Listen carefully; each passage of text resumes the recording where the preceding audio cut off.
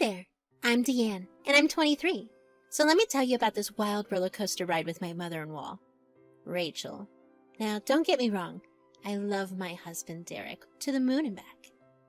He's my rock and my best friend. But let's just say, dealing with Rachel was like navigating a minefield sometimes. When Derek and I first got together, my relationship with his mom was pretty great. We would have those heart-to-heart talks, and she would even share her famous chocolate chip cookie recipe with me. I felt like I was part of the family, and it was all sunshine and rainbows. But then something changed. Wedding bells were ringing, and Derek and I were planning our big day. Now, I'm not a bridezilla by any means, but I did have certain ideas about how I wanted our wedding to be. It was my day, after all, no? Well, I guess my mother-in-law didn't get the memo. Enter Rachel, with her own set of ideas, and that, folks, is where the clash began. It was like every time we tried to discuss the wedding arrangements, Rachel would swoop in with her opinions, making it clear that she wanted this wedding to suit her tastes. It didn't matter that Derek and I had our own vision. Nope, it was all about what Rachel thought was best. And let me tell you, it was frustrating. Arguments would ensue, and those heart-to-heart talks became more like passive-aggressive showdowns. I mean, don't get me wrong, I respect her and all, but I wanted our wedding day to be a reflection of Derek and me, not Rachel's Pinterest board. Yet she seemed to think that her way was the only way. Deanne, I really think we should consider having the wedding at that beautiful garden venue I found. It's so elegant and classy. Rachel, I appreciate your input, but Derek and I wanted to be more rustic vibe. We found that amazing barn venue and it just speaks to us. Rustic? Honey, that's just a fancy word for old and run down. No, it's not. It's charming and romantic, and it's exactly what we want. Hey, ladies, let's not get worked up about this. We can find a middle ground. Middle ground? Derek, this is my only son's wedding. We can't compromise on something as important as the venue. And it's our wedding too, Rachel. We want something that reflects us as a couple, not just what you envision. Okay, how about we consider a garden-themed barn venue? That could be a great compromise. I don't see why we should compromise on such a special day. I know what's best. Rachel, you're not the only one who knows what's best. We have our own ideas and preferences. Ladies, please, let's not let this ruin the moment. We're all excited for the wedding, right? Oh, absolutely, Derek. I'm just thrilled about this rustic barn idea.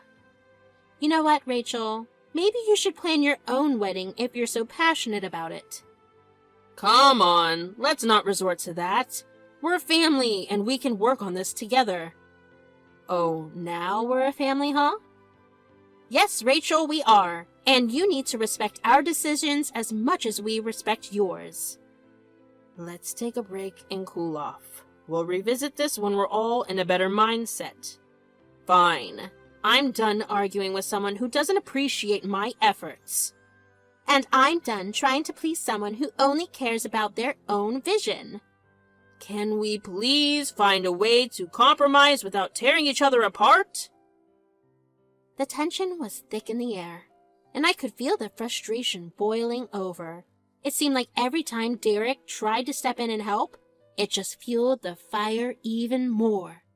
The thing that really got under my skin was the passive-aggressive vibes she was starting to send my way. You know, those backhanded compliments and forced smiles that make you feel like you're walking on eggshells? It was like she was trying to make it clear that I was just an outsider trying to fit into her family, instead of her actually welcoming me in. And all for wedding paraphernalia? She's psycho, I swear!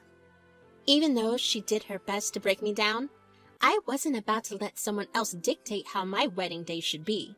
Derek and I stood our ground, and slowly but surely, we managed to make our voices heard. It wasn't easy, let me tell you. It felt like a constant battle between what we wanted and what Rachel wanted. As the wedding day approached, tensions were high, but you know what? Derek and I pulled it off. Our wedding was a beautiful reflection of our love, and it felt amazing to have made it through all the challenges. And yeah, Rachel had to swallow a bit of her pride, but in the end, she seemed genuinely happy for us. Or so I thought. As the festivities continued and the speeches from the bridal party brought tears and laughter, I couldn't help but feel a mix of emotions. The day had been beautiful so far, and I was surrounded by the love of friends and family. Little did I know that another storm was brewing, one that would threaten to overshadow the joyous occasion. Amid the celebration, Rachel approached me with an air of forced friendliness. My heart raced, hoping that maybe, just maybe, she was ready to put our differences aside and make amends. But as soon as we were alone, the facade dropped, and her tone turned icy. Finally, some alone time, Deanne. I hope you're enjoying my son's wedding. After all, it's clear you think you know better than me. I took a deep breath, reminding myself that I wouldn't let her get under my skin. I know what you're trying to do, Rachel, and it's not going to work. But she wouldn't relent. She continued berating me, trying to provoke a reaction. I stood my ground, maintaining my composure as her words cut deep. Her attempts to push my buttons weren't working, and I refused to give her the satisfaction of seeing me break down. Then she crossed the line I hadn't expected. This marriage of yours, Deanne, it won't last. Trust me, I've seen enough to know. I'll give it a year tops. I felt a surge of anger. I was ready to turn this wedding into a funeral. How dare she undermine my relationship, especially on this day? You have no right to make judgments about my marriage, Rachel. You leave me alone. Why are you even here? But she didn't back down. Instead, she relished in my fury, a smug smile playing on her lips.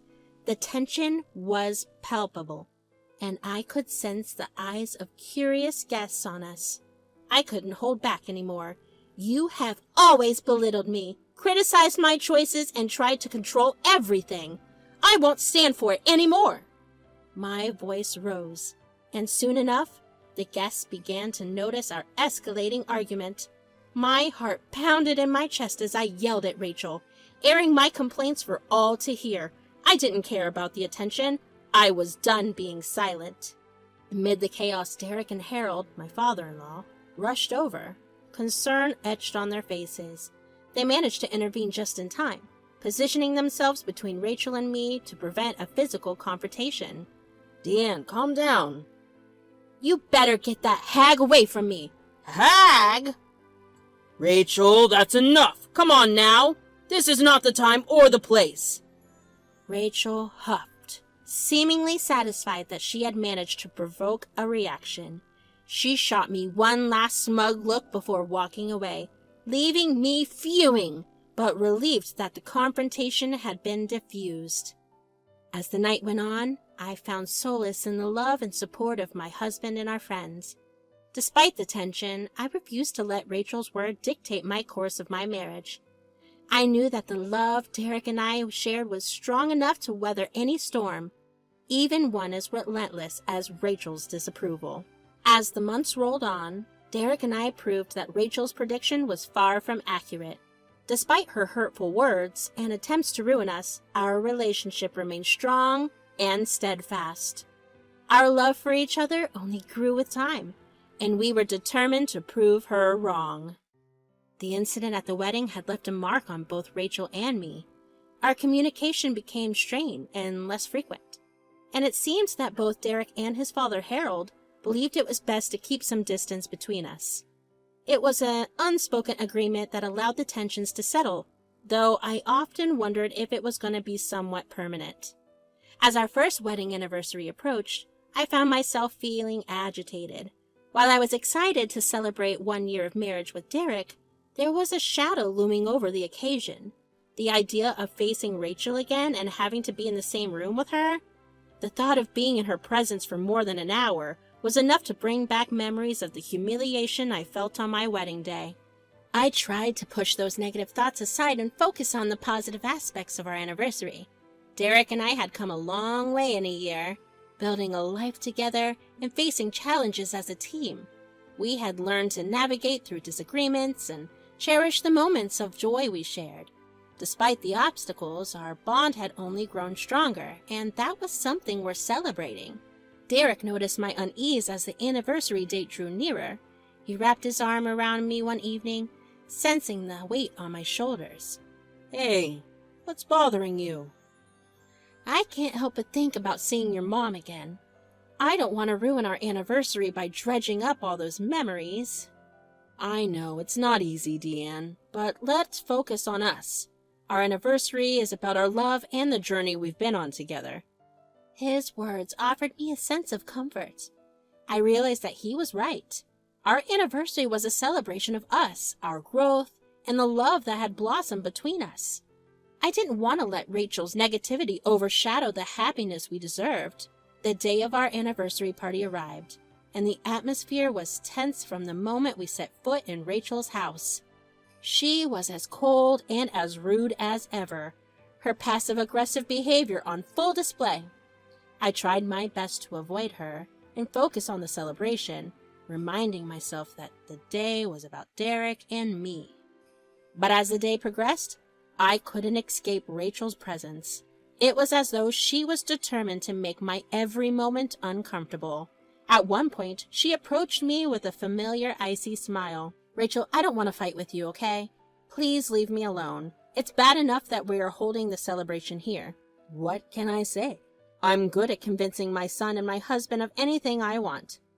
"Oh, yeah? Then why am I still here?" Don't flatter yourself, sweetie. The day isn't over yet. Don't forget what I told you last year. This thing won't last. I mean it when I said it. I clenched my fist, trying to keep my composure. I had come too far to let her negativity affect me, but her words still managed to stir up a storm of emotions within me. Unable to hold back any longer, I turned with her with a fiery determination. "You are a terrible mother, Rachel. You are willing to hurt your own son for the sake of your stupid pride. It's despicable." Rachel's eyes narrowed, and a wicked smile tugged at her lips. "Oh, Deanne, you have no idea what I'm capable of." Her words hung in the air, and before I knew it, we were engaged in a heated exchange of hateful words. She called me names that stung, trying to provoke a reaction from me. And despite my efforts to stand my ground, the weight of her words began to break through my defenses. I couldn't take it anymore. The emotions became too overwhelming, and I turned and fled to the nearest room, which happened to be the home office. I slammed the door behind me, tears streaming down my face. I sank into a chair, my heart racing with a mix of anger and sorrow. As I caught my breath, my eyes landed on the desk. There was a letter, its envelope addressed simply to Derek. My curiosity got the better of me, and I reached for the letter, my hands trembling as I tore it open. I began to read its contents, my shock growing with each word. The letter was a confession from Rachel herself. The contents of the letter in my hand were a revelation that left me stunned. Rachel had confessed that Derek was not Harold's child, and the evidence supporting her claim was right there in the envelope. Alongside the confession was a DNA test report bearing Derek's name and another name I didn't recognize. Nikolai. My mind raced as I pieced together the shocking truth. It turned out that this man, Nikolai, was Derek's biological father. The DNA test had shown a 99% match between them, confirming a connection I had never known existed. My heart pounded as I absorbed the weight of this new information. The revelation was so unexpected, so utterly unbelievable. I felt as though the ground beneath me was shifting, leaving me unsteady and unsure. But as I read and reread the confession, a sense of clarity began to emerge. The truth was a powerful weapon, and I knew that armed with this knowledge, I could change the dynamics that had been tearing our family apart. With determination burning in my chest, I burst out of the room, clutching the letter in my trembling hands. The noise of the celebration greeted me as I re-entered the festivities. My heart raced, but I knew what I needed to do. I stepped into the center of the room, my voice steady as I cleared my throat to get everyone's attention. The chattering voices hushed, and all eyes turned to me as I stood there, holding that life-altering letter. I have an important announcement to make. The room fell silent, the anticipation palpable. I took a deep breath, gathered my strength to share the shocking revelation that had been hidden for so many years. Derek, I found something today that changed everything. Derek's eyes met mine, confusion and curiosity mingling in his gaze. I knew that what I was about to say would change his perception of reality forever. But it was time to expose the truth that Rachel had hidden for so long. I found a letter, a confession from your mother. She admits that you're not Harold's biological son. Gasps went through the room as my words hung in the air. A heavy silence descended upon us all. I could see the shock and disbelief on Derek's face, the weight of the revelation sinking in. I met Rachel's gaze and she was shooting daggers at me with her eyes, but I didn't care. I was glad that I was finally shutting her up for once and for all. I don't know what she's talking about. She's making all of this up. Oh? So this isn't your handwriting then, and this sheet of paper that has the real name of Derek's father isn't real? Give it here, you stupid wench. I don't even know what to say. Mom, is this true? Don't listen to a thing she says. Look at what she's doing. She's embarrassing us in front of everybody. Is it true? Harold, please, let's talk about this somewhere private. Rachel, I swear to God. This test shows that Derek shares a 99% DNA match with someone named Nikolai. The room erupted into a mix of gasps, whispers, and stunned expressions. The truth was out, and there was no going back now. Rachel's web of deceit had been unraveled, exposing a reality that none of us could have anticipated. Derek's face was a mix of emotions, shock, confusion, and of course anger. His gaze shifted from the letter to me, seeking the validation that this wasn't some cruel prank or an elaborate hoax. During the stunned silence that followed my announcement, Harold's voice cut through the tension like a knife. I'm glad the truth finally came to light. I'm glad I know the truth now. I'm not gonna lie, I had my suspicions through the years, but I always thought I was being stupid. But now I see I was right all along. Derek's gaze shifted between the letter, the DNA report, and his mother. His expression was a whirlwind of emotions, confusion, betrayal, and need to understand. After a moment of deep contemplation, he finally spoke up, his voice laced with incredulity. Why? Why did you address the letter to me? Why not confront me properly? Rachel's eyes were red and puffy from crying, her facade of strength crumbling in the face of the truth. She looked at Derek, her gaze filled with remorse and shame. I was scared. I thought your father would leave me if he found out the truth, but the guilt was eating me alive. What sort of mother would I be if I didn't at least tell you? I'm so sorry, Derek. The weight of her confession hung heavily in the air.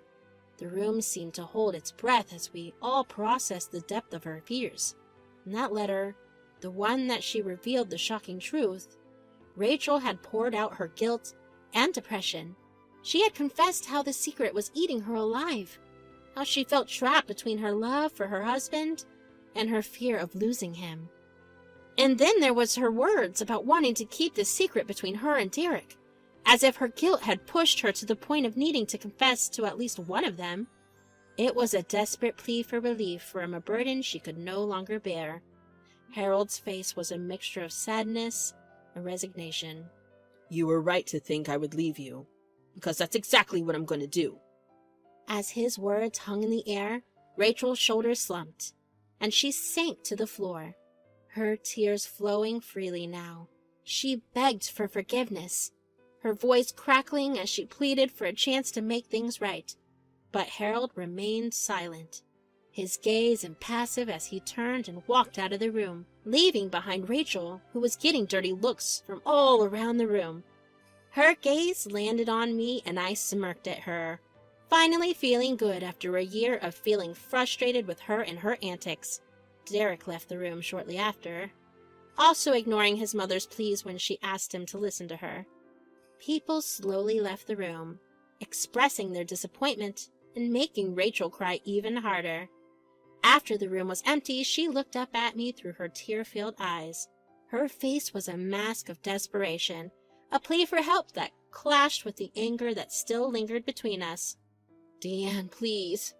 I need you to help me. Everyone has turned against me."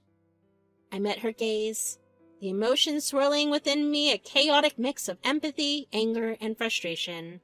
"Rachel, you deserve much worse than this." The year of pent-up resentment and mistreatment had finally boiled over, and I was done trying to appease her. Her desperation quickly transformed into rage, and she lashed out at me with venom in her words. "This is your fault, you know. You're the one who exposed my secret, who ruined everything." I met her fury with a steely gaze, refusing to back down. Rachel, you should be thanking me. At least now you don't have to carry that guilt and lie anymore. Karma's a B word, and you better hope and pray that Harold and Derek forgive you, or you'll have no one, because I sure as hell won't help you." But as the next day dawned, it became painfully clear that Harold's mind hadn't changed, which wasn't too surprising, to be honest. He didn't waver his decision, and he handed Rachel divorce papers. The house that once stood as a symbol of their family was now an empty shell of memories, a physical manifestation of the shattered trust and broken bonds. Rachel was forced to leave the life she had built with Harold, her own actions having irreparably torn it apart. Rachel had chosen to hide the truth for so long, and now she was facing the consequences of her decisions. As the day turned into weeks, the neighborhood buzzed with the scandal that had unfolded. Some whispered in sympathy for Rachel, while others shook their heads in judgment. But regardless of the opinions swirling around us, the truth remained. Secrets had a way of unraveling even the most carefully constructed facades. Derek and Harold were still healing from the whole mess, obviously, but I was glad I put Rachel in her place and also informed Harold and Derek of the truth they deserved to hear. Rachel's now a pariah, especially within the family, and I don't feel bad one bit.